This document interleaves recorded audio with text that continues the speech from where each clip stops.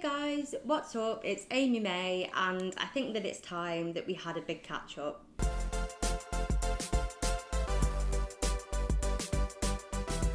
Also, I just want to start by saying that I got locked out of my flat when I got back from work, and honestly, all that was running through my head, I was like, I need to put a video out, but I came back, right, and I hadn't forgot my key, because that's happened before, I've lost my key. I came back and I was trying to put the key in the lock and it wouldn't go in the lock, and I didn't know why. And I was like, what is good? But I was there for ages. And so I texted my dad, but he didn't reply. And so I rang my mum and she was like, I'll ask your dad. And my dad was like, you need to get a locksmith out. In this economy, like, no. And I just, because the thing is as well, with locksmiths, like, it's like with tradesmen in general, like, he could turn up, literally hold me to ransom. Like, he is holding the key in this relation. He could be like, change the locks and then be like, that's 500 quid, darling. Is it? Like, I have no idea. It could be, or it could be about 30 quid. I just couldn't, because the one time that I've ever had to get a locksmith was when I lost my keys and it was absolutely freezing and it took them 5 hours to come. I was crying. I was genuinely crying. Like, one of my friends came and sat with me because I was sat there crying, and I was like, I'm not doing this again. And so I managed to sort of finesse, if you will, my way into the flat just to film this video for you. It was a bit like, not Breaking Bad, it was a bit sort of, not Shawshank Redemption, but I'm trying to think of, you know, like bank money heist. It was a bit, I felt like I was a bit of a robber. And I was also worried that my neighbours had, because I was looking dodgy. I was there like trying to manoeuvre that lock, and I was a bit worried my neighbours were going to call the police or something. So I like, or they'd be on like the Facebook group being like, this dodgy character is outside flat, whatever. But anyway, I managed to get back in. I'm worried that I won't be able to get back out, but we'll deal with it when it comes. So firstly, I'd like to apologise for being gone so long. It might have been like 6 weeks or something. And honestly, I can't say that it's not going to happen again, but I am sorry.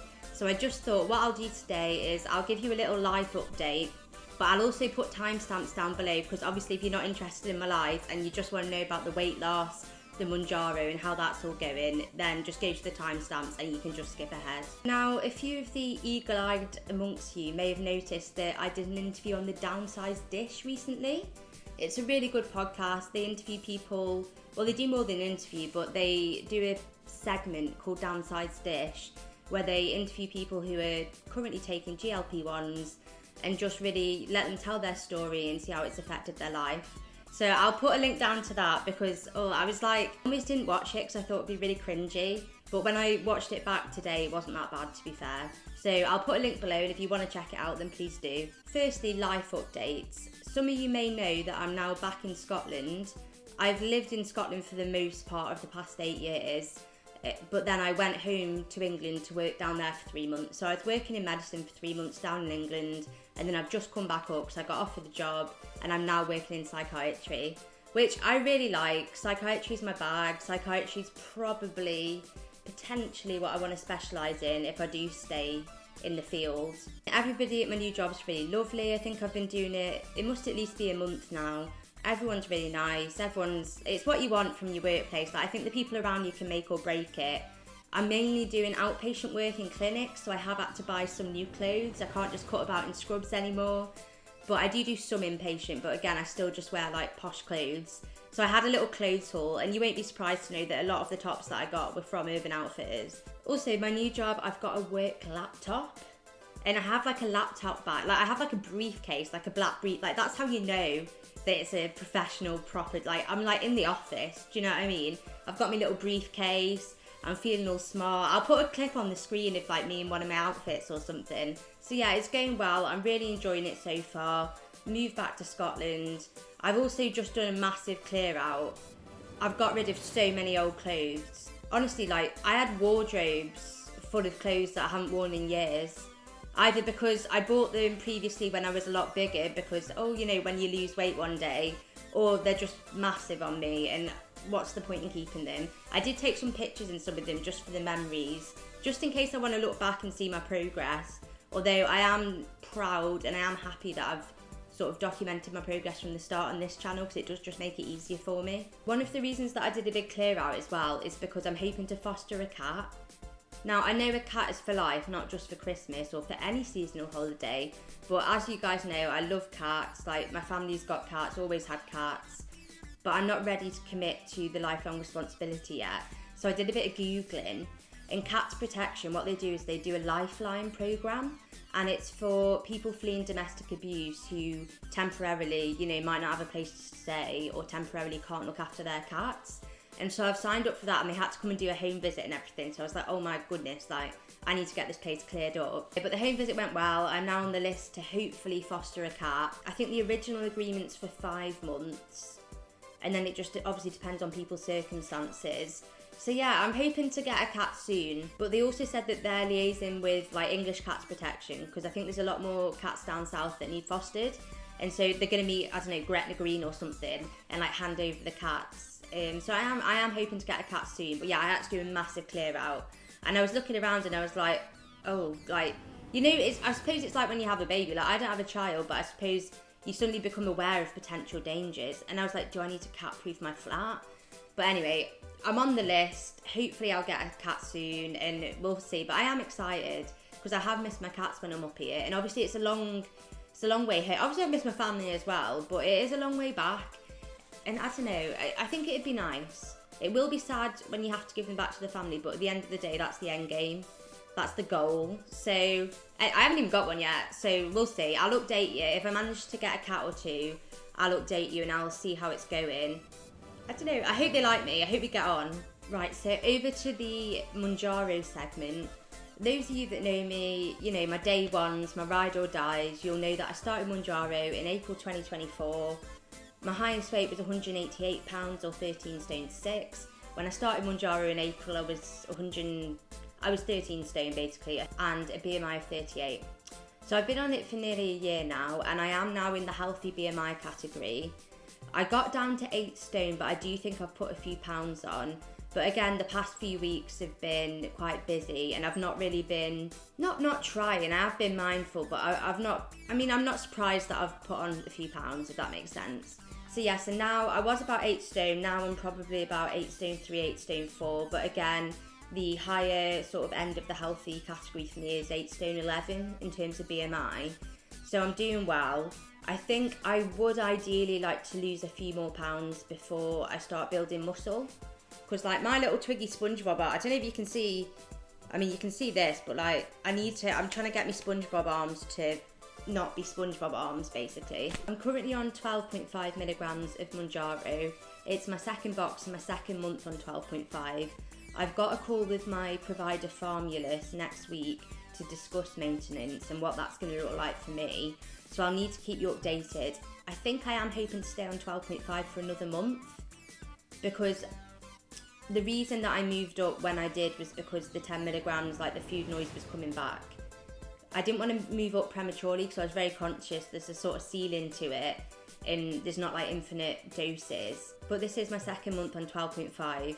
I think it'll be interesting to see what they say, because I've heard some pharmacies want you to sort of taper down and go back to the lowest dose possible to maintain. I'd be happy staying on 12.5, at least for another few months, and then potentially tapering down. But I'm not in a rush to, you know, go back down to 2.5, and I'm not in a rush to come off it. I think for me, if I can afford it, I'd like to keep going on it. I'm definitely not in a rush to come off it. I think the best thing for me at the minute is to stay on it. But again, I'll need to discuss with Formulus and see what that looks like. I think people were asking me as well how to sort of switch provider, because some providers, as soon as you hit BMI 25, they cut you off. And well, this is what I've heard, and they're like, we're not prescribing for you anymore, or they're like, oh, you need to taper down and come off it or whatever. So I'm with Formulus. I think I've mentioned them before. Formulus for me, I switched to Formulus when I was on 7.5 milligrams. I had to provide proof of previous prescriptions and my weight, but it was quite an easy switch. They were happy to take me on at 7.5. I didn't have to start again at 2.5. And then I've been with them, well, it must be it must be 4 or 5 months now at least that I've been with Formulus, and I've not had a bad word to say about them, to be honest, because I have heard some people that are quite concerned saying that their pharmacies are being very strict in a way, and that their pharmacies are saying that as soon as you hit the BMI, that is it, that is you. So I would encourage you to speak to Formulus. The GP, Dr. Mal, she's on TikTok. I think she's just called Dr. Mal on TikTok. I'll put a picture here. I think she may be the medical director of Formulus or a prescriber, but she's a GP and she is also taking Mounjaro. So she sort of knows the struggle, and that provides me a bit of comfort, thinking, you know, she's in this situation herself, hoping that I won't suddenly be cut off. But I'll let you know how it goes next week. I am hoping that they agree to let me stay on 12.5. But again, I'll have to have the chat and let you guys know. I think my plans for the near future, I've only been to the gym twice in like the past month.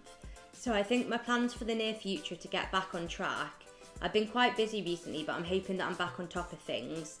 And so I am hoping to go to the gym at least 3 to 4 times a week. But again, we'll just have to see. I also really want to go to a spa.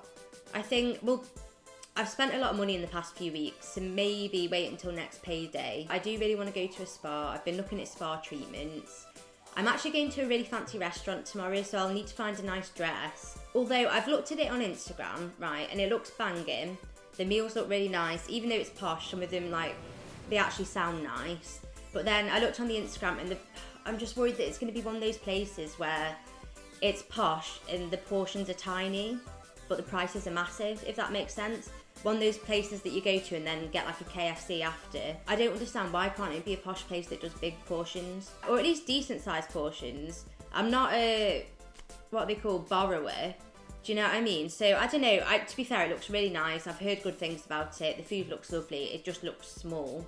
We're not talking, oh, you know, she used to be fat, like a small portion to her is a normal sized portion. No, we're talking, you know, I mean, if you know, the posh places and the food's like that big and it's arranged in a fancy way. I don't need it arranged in a fancy way. I need it to fill me. So we'll see, but I am looking forward to that. I am hoping to treat myself to a few nice things. Bit of self-care. I've never been to a spa. I've never got a massage or anything. I did say, I think originally when I hit 10 stone, I was going to get one. And then just for various reasons, it didn't happen.